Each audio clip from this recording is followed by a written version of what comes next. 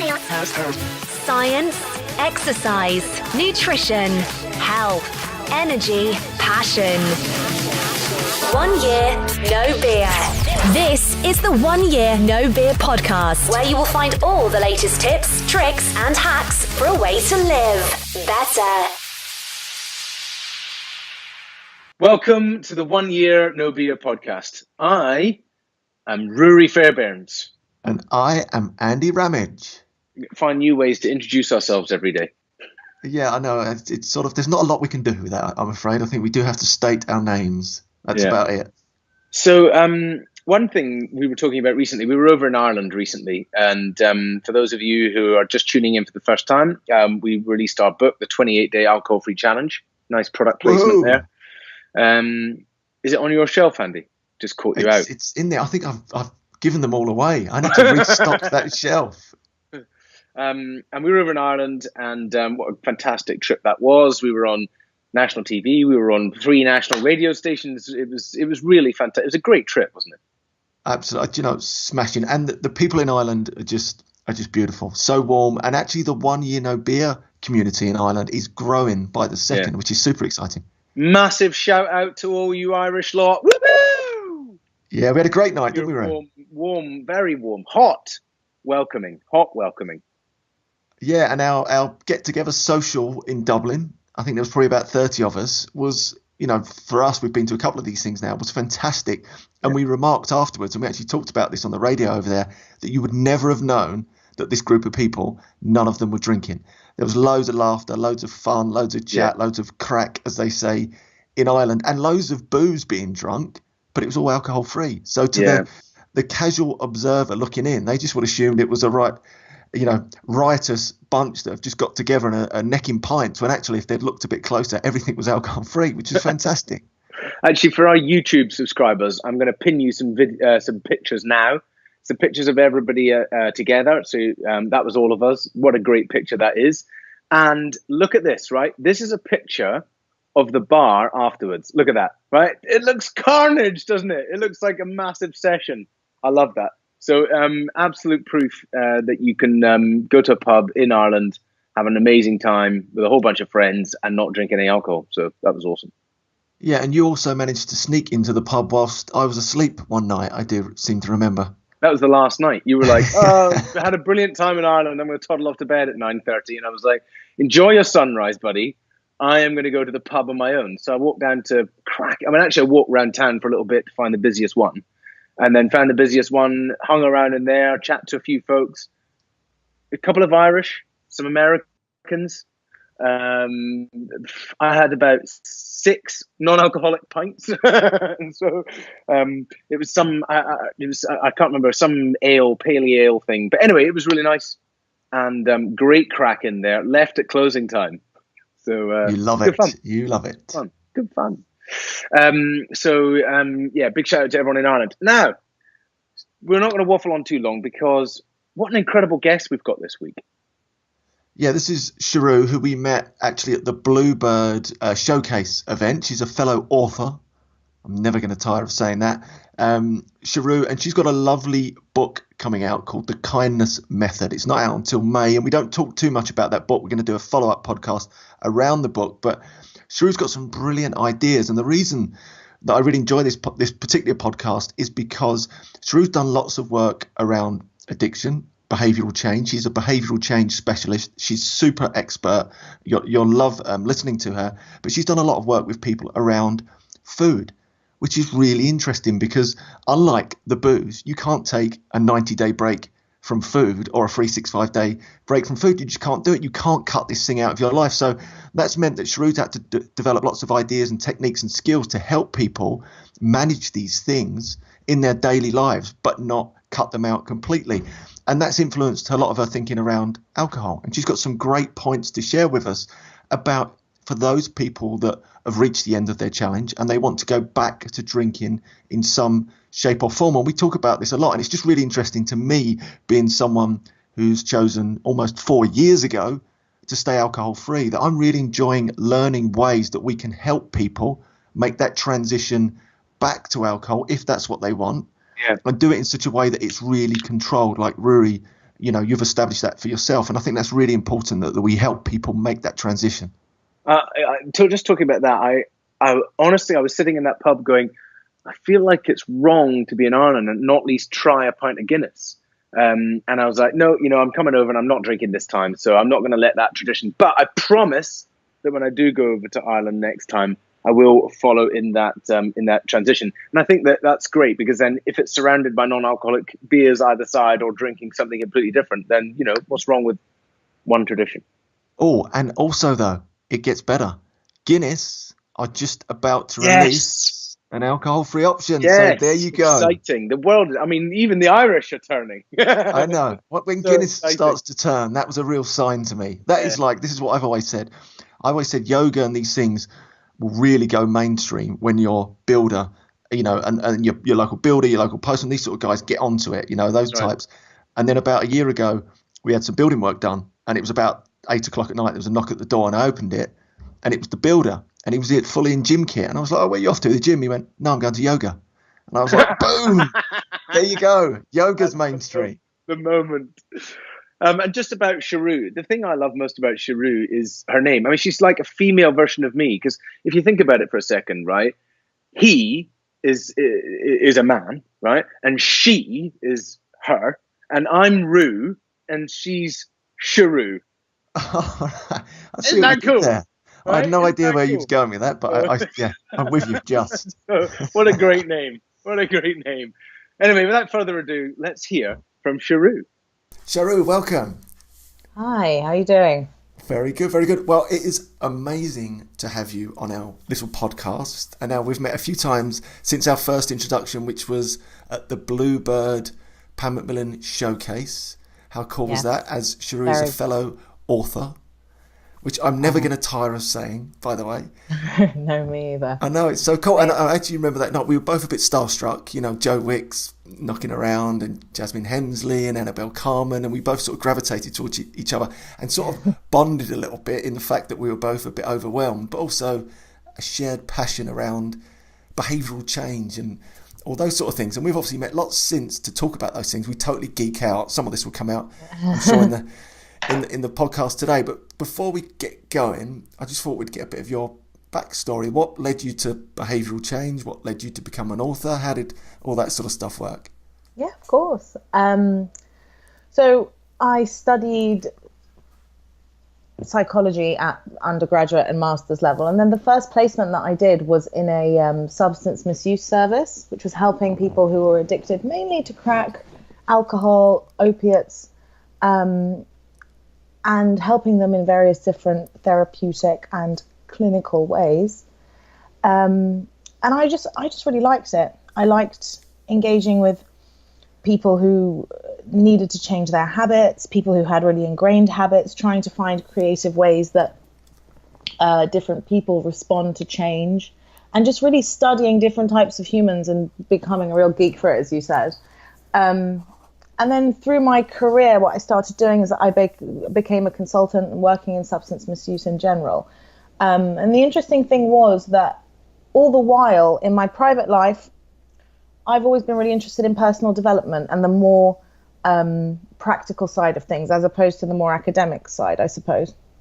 So what I started doing was applying the same concepts that were working in addiction treatment as I learned them, and looking at the evidence base and with my own eyes, noticing what was really working for people and what wasn't, and trying to translate that into something that people could use to change any habit, even if it wasn't about drugs. Say it was about procrastination, or it was about negative self-talk, because I thought the processes and the tools which are working for people who are addicted to drugs work across the board, because they tend to be tools around, as you well know, increasing your belief in yourself, essentially, and increasing how worthy you feel of making positive changes.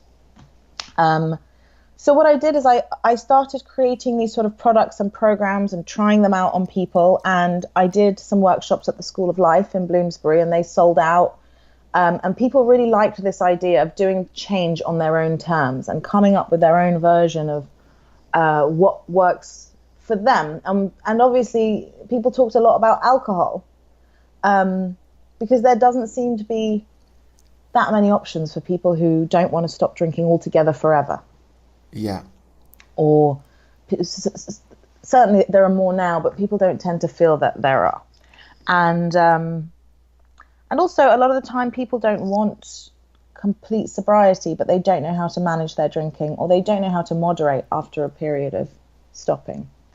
Anyway, so through my research, I started developing these, and then one day I got a call from a journalist who said that she wanted to look at her problematic drinking behaviors, but she's not physically addicted, and she wrote up an article about 12 weeks work that we did with each other once a week in a coffee shop, super casual.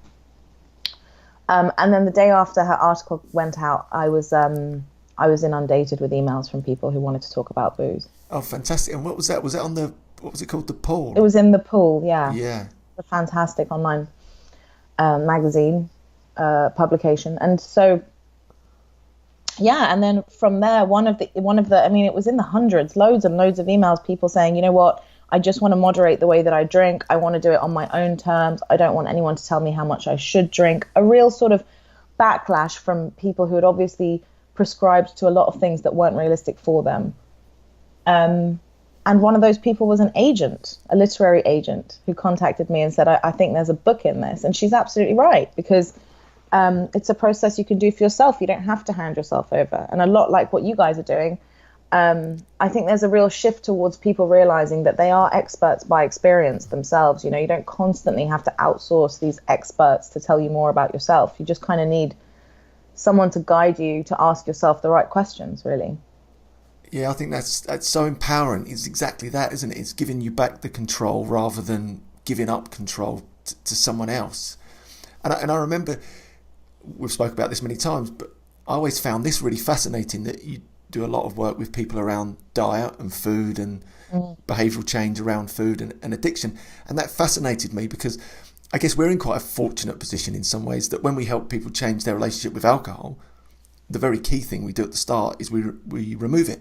We take it out of the equation. You do a challenge, you do 28 days, you do 90 days, or you do your 365, and that gives you plenty of time to build new habits and new routines. But when you're dealing with things such as food, you can't just take the food out of the equation. And that's where I think you've developed all these skills and these ideas, because you've had to think outside the box. How can I get people to manage these things rather than just remove them? Absolutely. And, you know, there is an argument to say that not dealing with your substance of choice and not having that cue exposure ever is going to deprive you of developing a resilience against it and feeling empowered when you're in its company, if you will. And I learned that actually in more of a personal way, because as part of my research in the addictions field, I try and make sure that I attend support groups, and whether, you know, 12-step ones are the most well-known, of course, but other ones, SMART, intuitive recovery, various things, and just keep an eye on what's working. And I went to an Overeaters Anonymous group because I've battled with my weight my entire life. And I was at that point, about 8 stone overweight, more than I am now. I'd started applying the sorts of concepts, and I knew that the addictions field could teach us a lot about weight loss and self-esteem and codependency and all these issues that I was dealing with. And I went to an Overeaters Anonymous meeting, and it occurred to me, these people cannot be abstinent. And so each person had defined their own version of abstinence and their own version of relapse and their own version of recovery. And so then I thought to myself, if one person on this, you know, all these people share ultimately the same fundamental emotional challenges. That's what they have in common. So it is a peer support group in that sense. On the other hand, one person on this side is saying, you know what, if I touch a banana, that's going to throw me off track.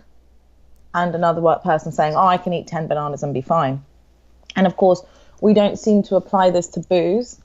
And it's just an interesting, it's an interesting study looking at people who have managed to create a plan of change around food, because as you say, they have to be around it constantly. And we say with alcohol, of course, it's in the supermarkets, it's associated with all different kinds of celebrations and commiserations and everything.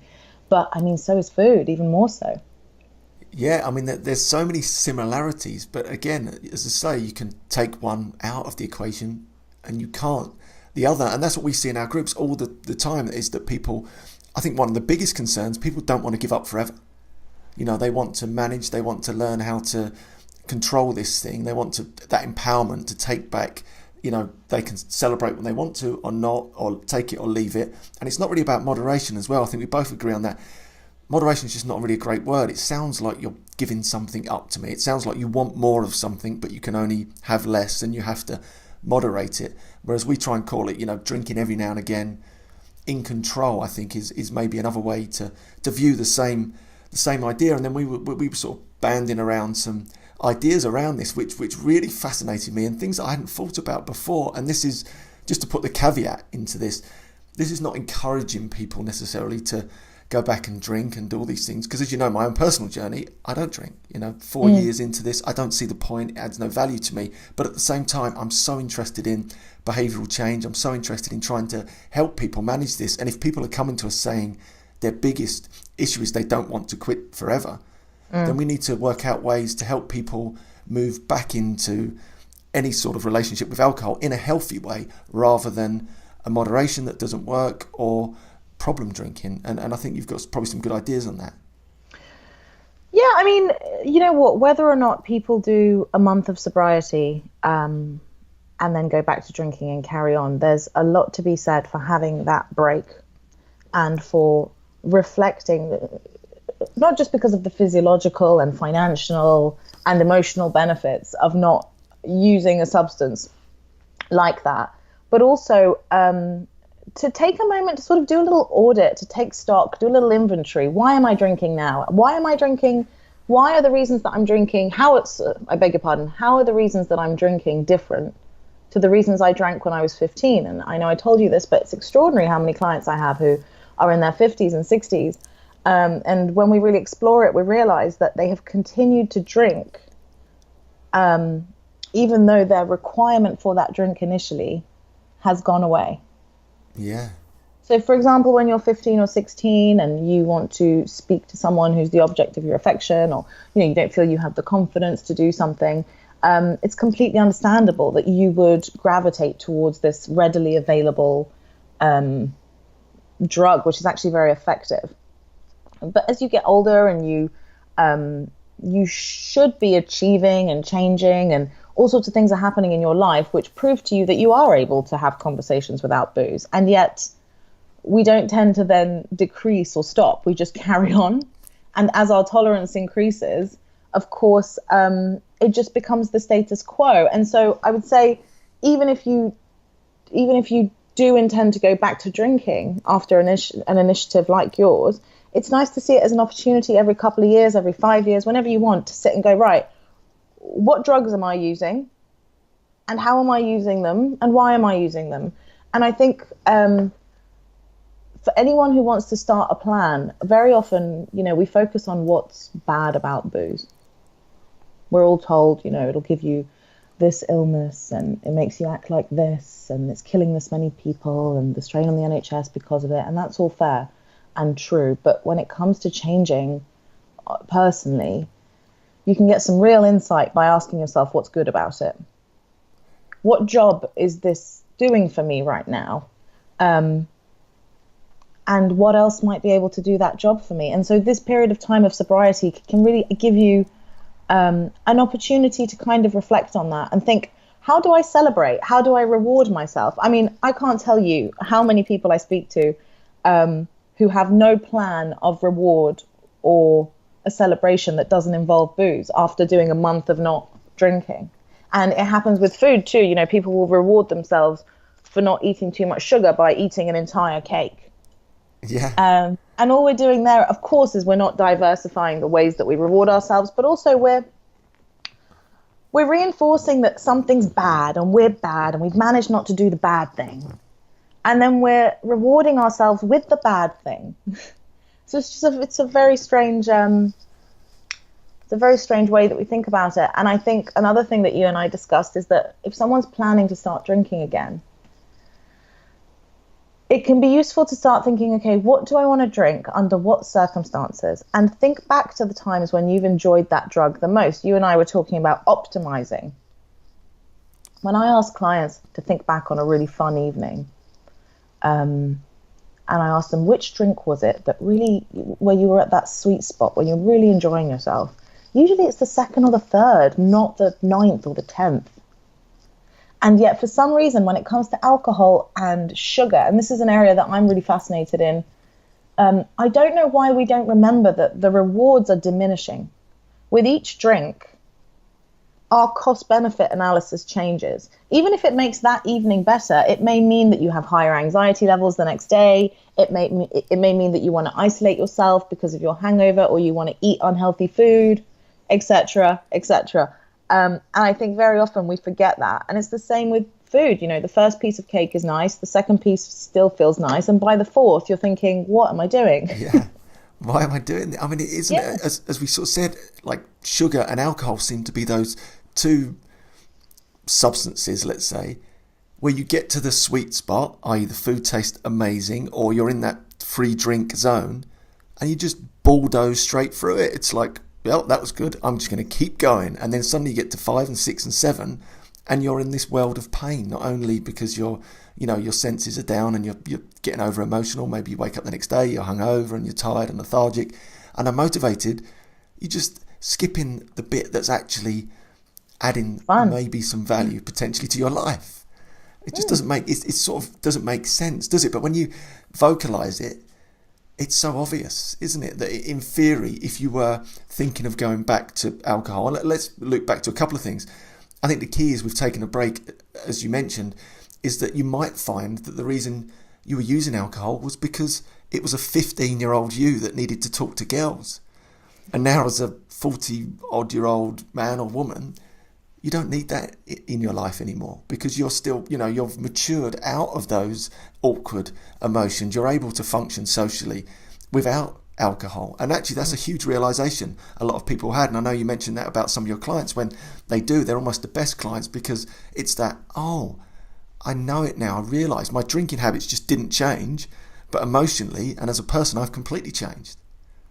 And you're absolutely right. And it's so often people are pleasantly surprised. They come to me and they presume that I'm going to uncover terrible trauma, or tell them that they're really weak and uncharacteristically challenging as clients. And very often you learn that they just haven't stopped to reflect on why they're doing what they're doing. And it seems so simple. But we're not, we're not set up to have those sorts of conversations with ourselves. So professionally we are. If you have, you work professionally within a field and you have a CV, and once you've got these qualifications and this experience, you can command this much of a salary, or you can command this much time off, or you can reward yourself in that way and start tweaking your lifestyle accordingly, and the sort of office you have, and etc. You can tell I haven't really worked in an office before, because the way I'm describing this. But we don't do that emotionally. We don't say, do you know what? Last year I really surprised myself, because life threw lots of stuff at me, and I'm dealing with it a lot better. I'm not projecting on to other people. I'm not, I'm able to sit in my own discomfort, emotional or physical. I'm not constantly avoiding and distracting. And maybe that's something you were doing 10 years ago. And through various life lessons and experiences, you've built that resilience. And when it comes to substances, for some reason we don't sit and go, okay, well, so maybe I don't need to do this under these circumstances anymore. And if I do, that's okay, but what else do I have? Yeah, I mean, that's the key, isn't it? What else? Are there other ways to achieve the same ends that don't involve alcohol? Yeah. And also I think thinking about what your ends are in themselves, because we have this one substance that's so widely available, you've got to remember that it's what I notice is that I think younger drinkers, or when we were young, I mean, I drank when I was younger, there was a lot of this sort of using drugs to get out of it, using alcohol to kind of lose yourself and escape. And I feel a lot of my clients, I've certainly noticed, and in my own experience, as you get older and all those other things are in place and the landscape of your life hopefully is a bit more secure and you kind of know who you are and you're anchored in a sense of identity, you can start using alcohol or food or whatever it is to get into it, to make something fun more fun, a little bit more fun, or to be a little bit more engaged, as opposed to drink yourself into a stage where you don't know what the hell's going on.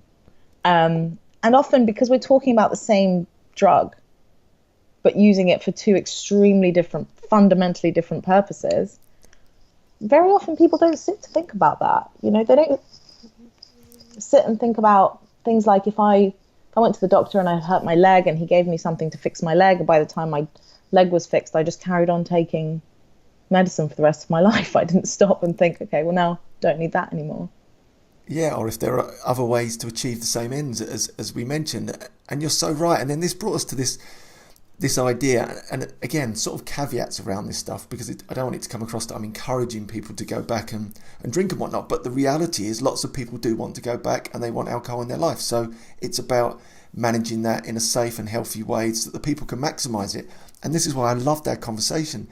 I just find it endlessly fascinating that just thinking about this thing in a different way, not about moderating, not about trying to deny yourself this thing that you want more and more of, actually looking at it and going, right, what do I want from this? Do I still need it first and foremost? Because hopefully a lot of people realise they don't need it. Brilliant start. Mm-hmm. Like me, carry on your alcohol-free adventure. If you feel there's certain times or occasions that you'd like this thing, why do you want it? What's it doing for you? Okay, maybe you agree it's making me a bit more socially relaxed and I'm getting into it. And that was, I love that phrase. I'm getting into it. It makes me enjoy my food. It makes me enjoy the company. I actually really want this in my life on occasions. So then how do you maximize that rather than this, if I have two, well, I'm going to have three, then I'm going to have, and then I've gone way past the bit that's got me into it, the bit that I actually want from this drug, because it is a drug. And I've bulldozed into this territory that's going to cause a world of pain and upset and regret and lethargy. So isn't it great just to think about it differently and think, right, okay, what do I want from it? How can I use this thing, not the other way round, be in control of alcohol? And I thought that was a fascinating idea. How can I be the boss of it? And, there are various things to bear in mind, practical things too, is that very often, alcohol does take longer to set in than other drugs in terms of its effect too. So very often I have this experience myself. I will have stopped drinking and I find half an hour later I feel more tipsy than I did half an hour ago.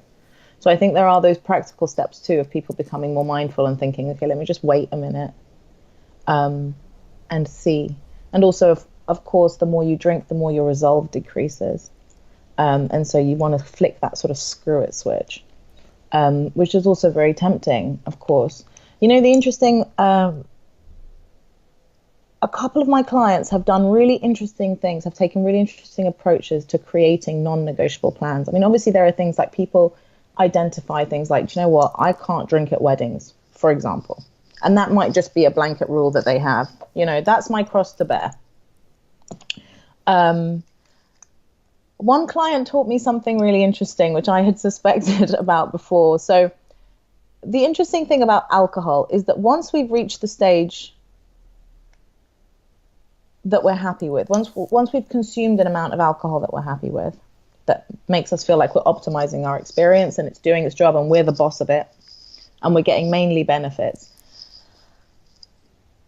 What you can then do is establish where is that sweet spot, and from this point on, when I've reached it, why don't I just top up? And I have this conversation a lot with people who have experience of doing drugs like MDMA. So say, for example, they were to take some MDMA and they were to feel amazing and euphoric and it's doing its job and everything's fantastic. They wouldn't then immediately go and take double the amount as quickly as possible. Right, yeah. Whereas with alcohol, we seem to do that. Even when we've hit that point where, even if it's a glass in and we're thinking, actually, do you know what? I feel great. Actually, this is exactly what I wanted it for. So often just, and there are various reasons, because we're used to having a full glass, because someone's doing rounds, because we assume that it's more of a good thing. And we feel, the diminishing rewards thing kind of leaves our mind. But there are various ways that you can start to approach creating a plan the same way you would if you had a healthy eating plan. So under these circumstances, when I think back, I don't do great when I'm drinking for long periods of time, or I don't do great when there's a bottle open and it's just constantly topped up, as opposed to me identifying exactly how much I want to drink. Or I tend to be the kind of person who decides to drink and then drinks immediately, as opposed to give it 15 or 20 minutes to decide whether I really want to. And some people have done it in a really extraordinarily values-based way, which I find really inspiring. One of my clients went to Italy and noticed how Italians were drinking, and he felt like they were enjoying their food and alcohol and coffee in a way that it really resonated. He just really likes it. And so now when he goes to binge drink or make a decision about alcohol that he kind of feels is probably not right, he asks himself, what would an Italian do? Brilliant. That's genius. Yeah. And it works for him. And so I would say, take the opportunity if you are, again, this is a caveat. In an ideal world, if you don't want to drink, don't drink. Yeah. That's fine and great. But if you are going to, do it on your own terms. Think about the times when you really enjoy it and the times where you could take or leave it and the times where it becomes the boss of you, and then create a plan. And all I would say is when you've got that plan, try and make it non-negotiable with yourself, at least in the first stages. Yeah, I think that's really important, isn't it? And even the analogy, I was thinking about this the other day, it's like, say you do a beer challenge and you think, right, my plan is to do 365 days. It's this massive achievement. And we discussed this, that it's like climbing Everest, isn't it? And they always say when you climb Everest, it's the descent what you have to plan more for. And I think lots of people are not doing that in some ways. They're climbing, reaching their goal, whether it's a year off alcohol, and that's it. They switch off, and then they don't plan the descent back into their normal life, back into a life that involves alcohol, and then very quickly they just throw themselves back into it with no plan, back into their old situations, trying to just do this moderation thing that clearly doesn't work for lots of people. When actually, as we're discussing, I think you need to spend more time planning the descent, as it were, or your route back into alcohol than your route without it, because actually life is simpler when it's not even in the equation. I agree. And just because you've achieved something amazing through abstinence doesn't mean that it has nothing to do with whether you've put in the time to reflect on why you were drinking in the first place. You've cut something out and that's fine, and you've isolated it, and that's great, but there's still that work to be done. I mean, that habit's going to wait for you until you have a new one. Yeah. And I think I think it's just sorry, I lost my train of thought there. Planning it is really, really important, and using that time to remember that your habits are, as I say, they're waiting for you until you address them. And when it comes to booze, people can become really demoralized, because imagine doing a year of something so difficult, and you presume that your relationship with alcohol has changed. Fundamentally, it's on pause unless you do that work to find out why you were drinking to excess or in a problematic way in the first place.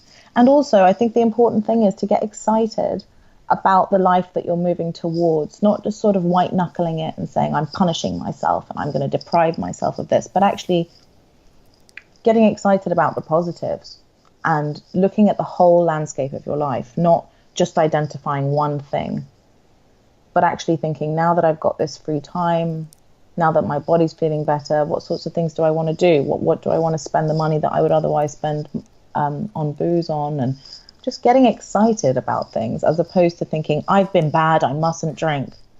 Yeah, I mean, that is brilliant. I think in itself, it is that excitement. It's about building that bright vision for the future and using your time away from alcohol to plan and to prepare and to set this lifestyle up. And that's very much what we're doing at One Beer, and all our challenges is to try and give that people that. But I think you're right. What tends to happen when people maybe re-enter without a plan, or they haven't done the work, as to why. And we push this on day one. It's the, why are you on this challenge? And I was just doing some one-to-one myself this morning, and that's the biggest thing that I do. Why are you here? What are the consequences of you continuing to drink the way you're drinking? And what are the things you're moving towards? And the more vivid and clear that picture is, it's so much easier then to re-enter in whatever shape you want, if you want to re-enter. Because again, to repeat myself, but I think it's a really important message. I think through doing that work, a lot of people will realise you don't even need alcohol at all. Because all the reasons you were using it can either be replaced by other things, those rewards, whether it's social relaxation or whether it's, it's being with friends. You can do so much more without alcohol. So that takes a bit of effort. But for those people that genuinely decide, I'm going to, drink every now and again, rather than just steaming back into it, take the positive approach, like you've said, and actually be excited about, right, I'm going back at this with a completely different approach. I'm going to optimize my drinking, not moderation. I'm going to optimize it. I'm going to find the sweet spot myself. I'm going to put rules around that, value-based rules, as you mentioned, that will not be broken. And I'll stick to that. And I'll actually be excited about experimenting with this new approach to life, with everything that I've learned from my time alcohol-free and all this vibrant lifestyle that I've built up. And now focusing on adding this one element back in that's going to make it even better for that individual person. And I think that's really something to be excited about and celebrated, rather than exactly as you said, going, well, I've been really, really good for a year and white knuckling it, as you mentioned, and then just throwing yourself back into the action without any plan or control. And I think this is just a really good idea and a great conversation to have, because no one ever has it around alcohol. No one ever talks about optimizing their alcohol intake, because it's such a stigmatized area. And again, even for me involved in this, I'm very much an advocate of the alcohol-free lifestyle, because I just don't get it. But at the same time, I think it's so important to just look at this whole equation differently. Forget all the conventional wisdom. Forget what you've been doing up until now, because it hasn't worked for most people. I think they struggle with these things. So look at it differently and look at maybe ways to optimize your intake. And just before we wrap that up, any sort of tips around that? I know you mentioned about the think like an Italian. That's a great one. I'd say with the sweet spot thing too, right, is that, yes, if you can look back and think, on the nights where I've had the most fun and I've really enjoyed drinking, what was it? What other elements were in place? It won't have been the booze. It was the atmosphere. It was the company. It was the kinds of conversations. It was how you're feeling in yourself. The booze will have been a tiny thing that helped, but we give it so much credit, And I think a lot of the time, going back to what you were saying about planning and the importance of it, very often it's the lack of planning. And by planning, I don't just mean deciding when you're going to drink and what you're going to drink and how much you're going to drink, but also doing the work around the self-awareness and the mindfulness and the pausing and the listening to the conversations and the excuses and asking yourself these kinds of questions. When people don't do that, they start telling themselves they have an addictive personality. Right. Because they remove something and they've underestimated the profound role that it's actually playing, even if that profound role is just that it's the status quo and it's the only way that you know. And so very often people will take this away. I've been bad, I'm going to take it away. Very often, like after New Year, it's very common. I've been bad, I'm going to take this away. And then you're left. You're left with nothing to put in its place. And that's a lot easier to do if you understand why you were doing it in the first place. But very often when we're angry with the behavior and we really want to change it, we are convinced that there are no good reasons why we're doing it. But there are. And those are the important things to establish. If I ask 10 people in a room, what are the bad things about booze? Most of them will tell me exactly the same thing in a slightly different order. If I really had a conversation with those 10 people and I explored what's the good thing, what does it do for you, each person's response would be far more bespoke. So it's important to ask those kinds of questions. And sorry, I digressed. What I was saying about the sweet spot is, don't just consider the nights when you were having the most fun and think, okay, well, so my sweet spot is 3.5 glasses of wine. Be kinder to yourself and think, what amount of drinking and what style of drinking makes it so that the experience of drinking and the days afterwards, I'm still treating myself with kindness? Because very often we isolate the drinking experience and think that it's just that evening. We just need a plan for that evening. And we forget that the next day we may wake up on an emotional or physical back foot, and that's going to impact the rest of our lives and the rest of our well-being and the decisions we make that day, and most importantly, the kindness of the conversations we have with ourselves that day. And so I think just bear that in mind. Give yourself the opportunity to zoom out and say, "This. I'm not just thinking about how I'm going to drink at a wedding. I'm thinking about how I'm going to feel 3 or 4 days after the wedding." And I've certainly noticed as my age has gone up that the price to pay for each decision to have another glass of wine is it's heftier with each year that passes. It does, but I think that's wonderful as well. It's that planning. It's not just the night, and we, to sort of flip that around a bit. People always put on these rose-tinted glasses, don't they, around alcohol, that it's the evening, and actually they forget if they play that forward a little bit, that 2 drinks becomes 3 drinks, and then it's the following day. And we encourage people to do that, actually, to put them off drinking. But this is almost the opposite. It's like, right, okay, now I'm in this booze optimization scenario. I'm going to have this night out, and I know what my sweet spot is.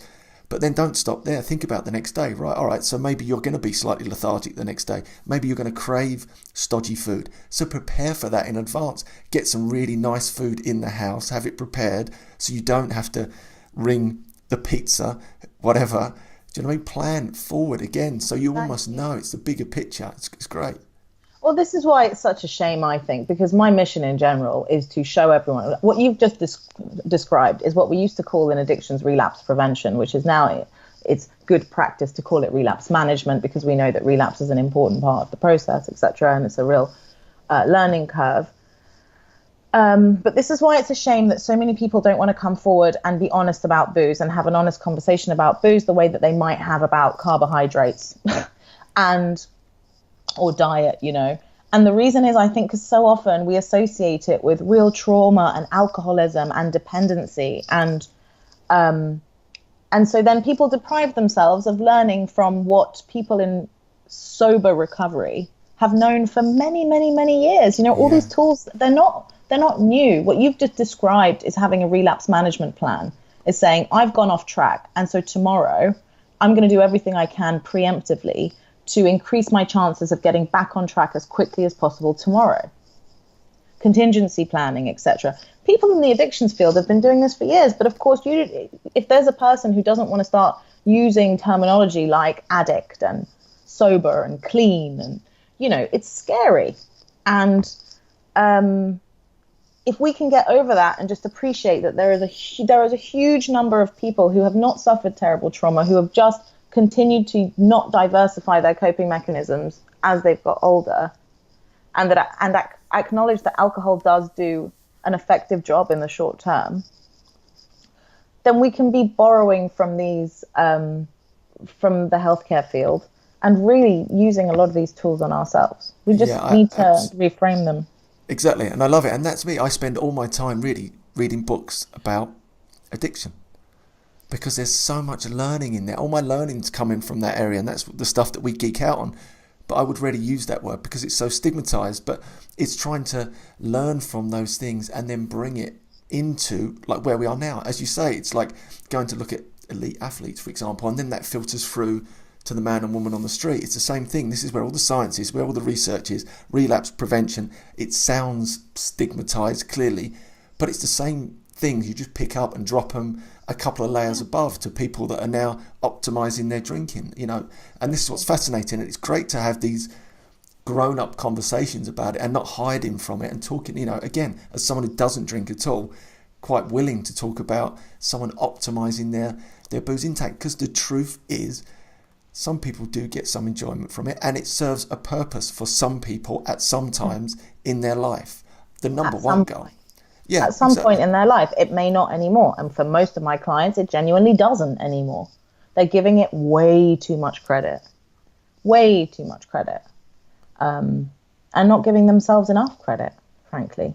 Yeah. And I think, the conversation around booze is a really interesting one. I think a lot more people are having it. And that is also because, there are systemic issues, I think, with healthcare, whereby if you want to talk to your doctor, how often do people tell their GP the truth about how much they're drinking? But they don't, Well, because we're so many miles, the average drinker, from my experience anyway, so many miles away from what health warnings are telling them they should be drinking, that we're used to lying.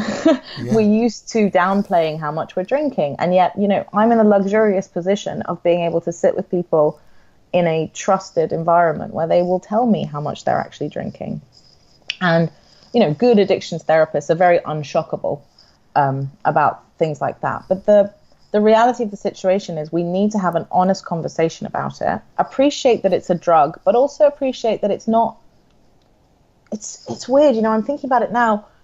We're in this time where, yes, we've identified it's a drug, it's a powerful drug. A lot of people are saying it would be a Class A drug if it was legalized, if it was illegal. It's causing all sorts of strain and issues. At the same time, I feel like we've normalized it a lot more, the amounts that people are drinking. And so I often notice that people hang out with other people who will use to the same degree that they do to normalize it, because the rest of the messages around us are saying everyone's drinking too much. You've already drunk 4 times the recommended this or that. And so people are, they're not honest about it, and they're afraid, as I say, that you're going to uncover some terrible secret about them.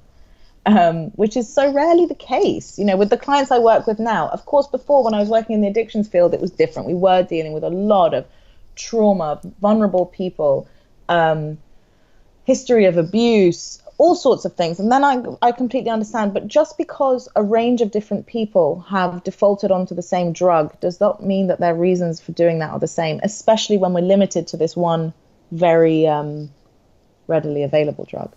Yeah, and I think that's so poignant in itself. And as you referred to earlier on, if you took those 10 people and you asked them the reasons why they're drinking, it would be so different and so diverse. But because it's all encompassed into this one stigmatized thing, that people are afraid to actually have those conversations with themselves, first and foremost, as to why they're doing it. Why are they drinking? And this loops back to what we've been saying all the time, is to get to the bottom of those reasons why.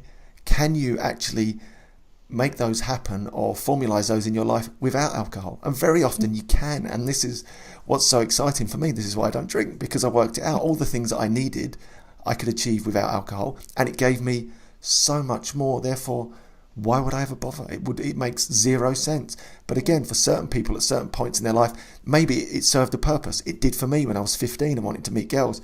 But then clearly that disappeared, and that's why I think having a break and doing all these things and even just listening to this conversation hopefully gets you thinking about why you're doing it. And very often you'll find that what you needed it for at that time in your life, you don't need it anymore. And if you do, there's ways to manage it. There's different ways to manage it, rather than I've been bad, now I'm going to be sort of good on occasions, hopefully, and not try and fall off the wagon and surround myself with people that are drinking at the same level as me to try and hide in the crowd. And I think that loops back to the social pressure of it all, doesn't it? I think that's why there's this continued social pressure, because if your environment is with people that are clearly drinking way above the recommended guidelines, because everyone does, let's be honest, who really sticks to those things? Barely anyone. Then of course they're going to feel pressured to keep you drinking at the same level as them, because otherwise it exposes them and they suddenly become the weak one, or they've got this problem. It normalizes it. Although I will say, even in the last 10 years or so, I remember what I was like at university, and I feel like the vibe I'm getting from working with younger people is that putting people under pressure to drink is not cool anymore. It was cool when I was younger. It felt like you were lame if you didn't drink, and binge drinking and drinking games. Maybe I'm wrong, but certainly what I'm hearing from a lot of people who I ask is that, thankfully,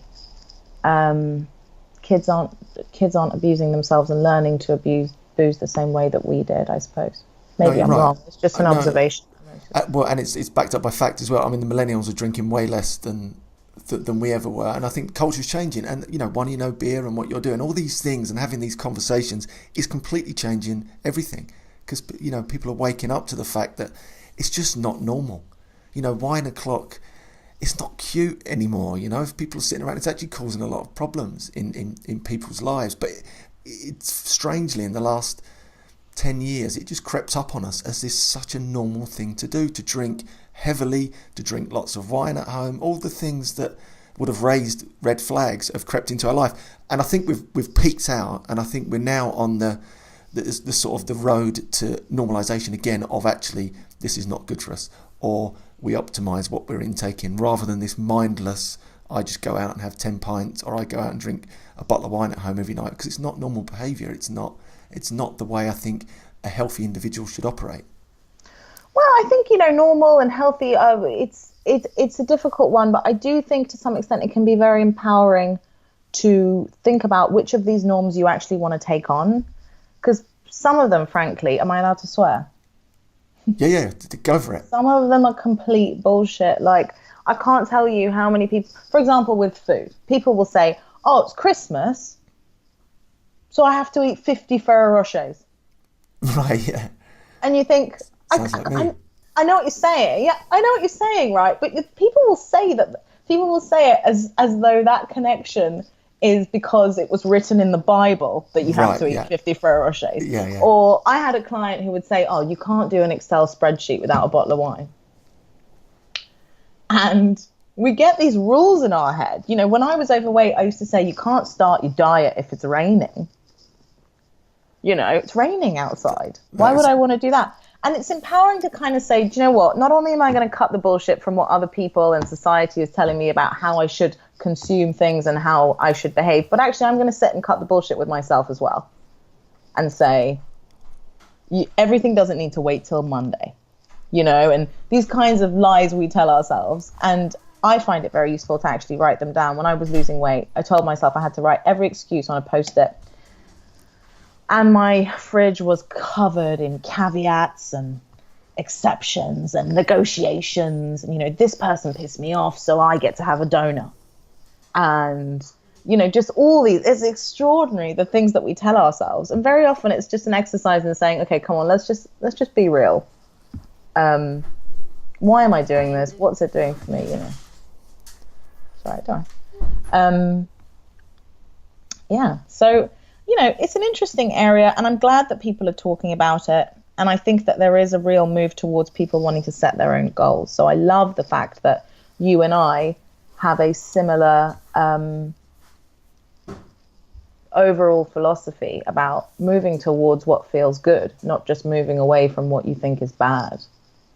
And I see a lot of other people adopting that, and even in the addictions field, I'm so proud to have worked in the addictions field at a time when a real shift took place, where we realized that we don't need to talk about rock bottom. We don't need to constantly tell people what's wrong with them and what they've done wrong and hope that things get really bad before they change and really go sticks as opposed to carrots. And now we know that if people feel strong and empowered and autonomous and masterful, and they know what their purpose is, really what we've been talking about in a self-determination theory for years, they can change whatever habit they like, however they like, and they can put their own goals in place. And so whether that's moderation or abstinence or, theoretically speaking, drinking more if you like, whatever your choice is, you shouldn't have to hand yourself over constantly to someone else to tell you what's good and what's bad and whether you're being good and whether you're being bad. It's really disempowering. And of course, when we feel disempowered and we feel low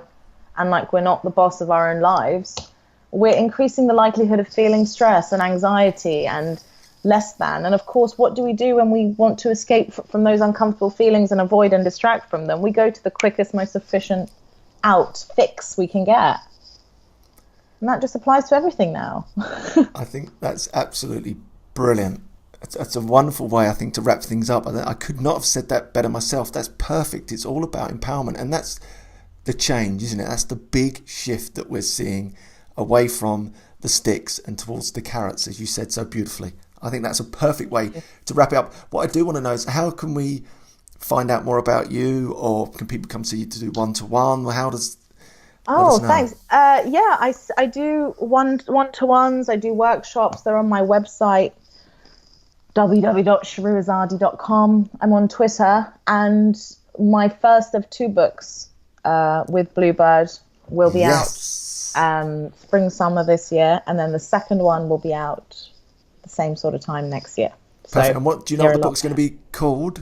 Yeah, it's called the kindness method. The kindness method. I knew that, but I just wanted you to say it. Thank you very much. And what we'll do is we'll get you nearer the time of the book. We'll get you back on again, and we'll talk specifically all about the books. I just wanted to get you on today, just to freestyle about some things, and it's just been fascinating, and it's just a brilliant way to geek out a little bit on air and share some of these ideas with our listeners.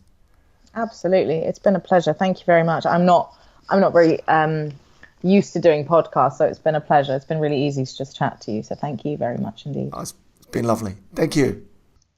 Such an insightful interview there. Really, really interesting stuff. Yeah, absolutely fantastic. And hopefully lots of those insights, tips and tricks will be really beneficial to our members at a later date for those who are considering going back to drinking. Yeah. You know, and I think this is very important that you approach that with the right mindset and you don't just throw yourself back into the lion's den, as it were. You actually take an alcohol mindset with you and plan and use all the learning that you've already achieved through the One Year No Beer system and take that into your new alcohol-based world and transform that relationship like yourself. So a brilliant podcast, and we'll explore more with Shahroo again in a few weeks' time around the launch of her book, The Kindness Method. Brilliant. Really excited to see that book come out. And and One Year No Beer is about anyone challenging their relationship with alcohol. You know, the challenge has different finish dates, whether you're doing 28, 19, 3, 6, 5. And so many times people are going to question, am I going to go back to drinking? What level am I going to go back to drinking? So hopefully this podcast has been really helpful for you for that. And if you know anyone who is trying to moderate or be in total control or do that, then why don't you share this podcast with them? Because I think that will really help them think about those techniques. Now, a couple of things I just wanted to mention. Massive shout out, because I'm biased, to my amazing, gorgeous, fantastic, fat, lovely, sexy wife, Jennifer Fairbairns, and her burpee challenge, because that's still going on and I still see lots of people doing it. And it's great that we're incorporating the exercise into the accountability post in the forum in the Facebook group. And if you're not doing the burpee challenge, there's no time like the present to try it. Start. Right now we'll be on day 30, 31, something like that, which means you're doing 31 burpees in a row. I'm a little bit ahead of that, trying to do sort of 80-ish and incorporate that into my daily routine. But that little bit of exercise, burpee, is such a good way to do it. So big shout out to her. And if you haven't yet subscribed to our YouTube channel, head to YouTube now, 1 Year No Beer, and you'll find our channel there. All of our videos coming up from our podcasts, interviews, special stuff only exclusive onto YouTube. With videos and interviews that we're doing. That is going to be a big growth area for us in 2018. So tune in to the YouTube channel, youtube.com, 1 Year No Beer, and hit subscribe. As always, thanks for joining us and listening on the 1 Year No Beer podcast. Enjoy your week. Thanks for listening to the 1 Year No Beer podcast. For a full list of episodes and to join in the challenge yourself, head on over to oneyearnobeer.com. oneyearnobeer.com.